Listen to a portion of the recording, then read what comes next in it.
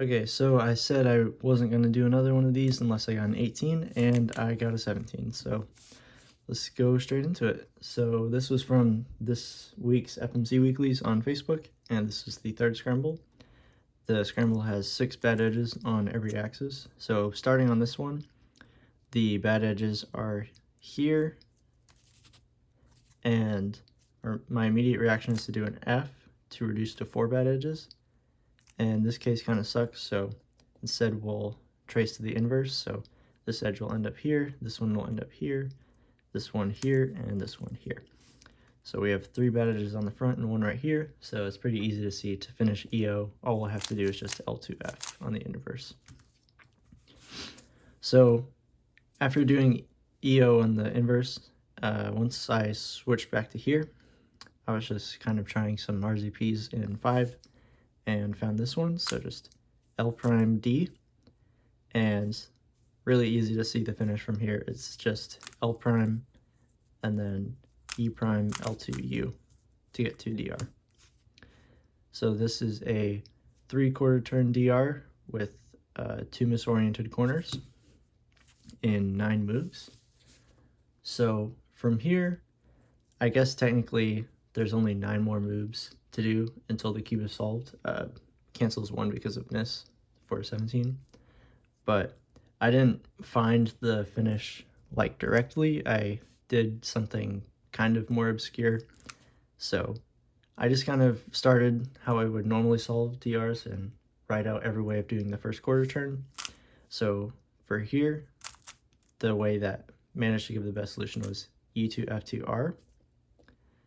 And then from here, I just switched.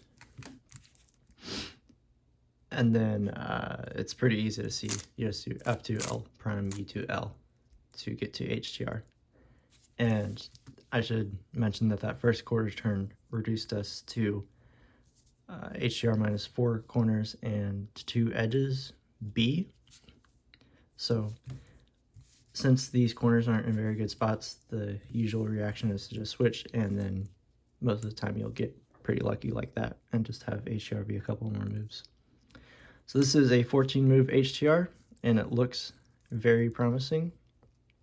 And all I did to solve it from here was L2, U2, and then now I have these kind of blocks like this. And I didn't actually notice at first that it was just 3 more moves to slice.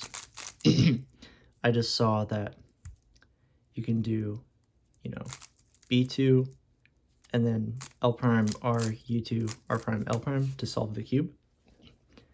So then that's not really that bad for missing the slice, because when we have RL and then another RL, it's probably pretty apparent that we can shorten the solution a bit.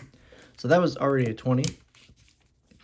And if we look at the solution as it is, so this is right after the F2. So the next 2 moves are R2L. So we can widen the L move, so that becomes wide L. And that makes it, instead of doing an R2 and then L wide, it's just the same thing as doing an R prime. So then continue doing the solution, so U2, then our next move is R prime L. So if we just widen either of those, that's going to affect the slice the same way.